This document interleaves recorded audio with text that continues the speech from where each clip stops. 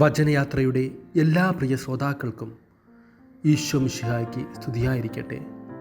എല്ലാ ശ്രോതാക്കളെയും ഒത്തിരി സ്നേഹത്തോടെ പുതിയൊരു ധ്യാന ചിന്തയിലേക്ക് സ്വാഗതം ചെയ്യുന്നു.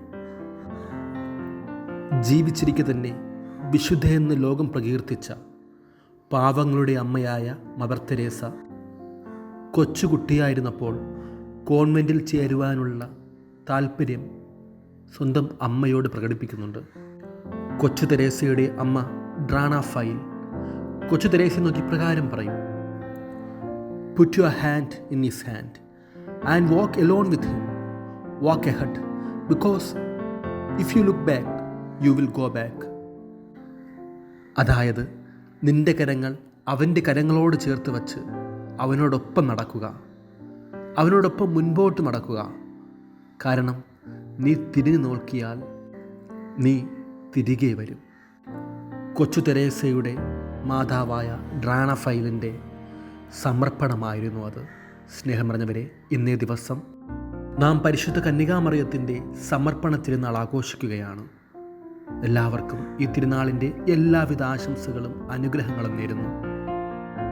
മറിയത്തിൻ്റെ ജെറുസലേം ദേവാലയത്തിലുള്ള കാഴ്ച സമർപ്പണവുമായിട്ട് ബന്ധപ്പെട്ട് കൃത്യമായ അടിസ്ഥാന വിവരണങ്ങളൊന്നും വിശുദ്ധ ഗ്രന്ഥത്തിൽ രേഖപ്പെടുത്തിയിട്ടില്ല എങ്കിലും 2-ാം നൂറ്റാണ്ടിൽ രചിച്ച അപ്രമാണിക ഗ്രന്ഥമായ യാക്കോബിൻ്റെ സുവിശേഷത്തിൽ പരിശുദ്ധ കന്യകാമറിയത്തെ വിശുദ്ധരായ അന്നയും ജവാക്യമും 3-ാമത്തെ വയസ്സിൽ ജെറുസലേം ദേവാലയത്തിൽ കാഴ്ച സമർപ്പിച്ചതായിട്ട് രേഖപ്പെടുത്തിയിട്ടുണ്ട്. ക്രൈസ്തവ പാരമ്പര്യവും ഇതിന് ഊന്നൽ നൽകുന്നുണ്ട്. സ്നേഹം നിറഞ്ഞവരെ, മറിയത്തിൻ്റെ കാഴ്ചവെപ്പ് തിരുനാൾ നമുക്ക് പ്രധാനമായും 3 സന്ദേശങ്ങൾ നൽകുന്നുണ്ട്. ഒന്നാമതായി, ദൈവത്തിന് സമർപ്പിക്കുക. നമ്മുടെ സമർപ്പണം ദൈവത്തിന് അത്ഭുതങ്ങൾ പ്രവർത്തിക്കാനുള്ള വഴിയായിട്ട് മാറും. രണ്ടാമതായി, ഹൃദയശുദ്ധി ഉണ്ടായിരിക്കുക. കന്യകാമറിയത്തെ പോലെ ദൈവം വസിക്കുന്നതിനിടമായിട്ട്, ദൈവം വസിക്കുന്ന ക്ഷേത്രമായിട്ട്, ദേവാലയമായി നമ്മുടെ ഹൃദയങ്ങളെ നമുക്ക് വാർത്തെടുക്കുവാനായിട്ട് കഴിയണം. മൂന്നാമതായി, കോൾ ബിഗിൻസ് ഏർലി.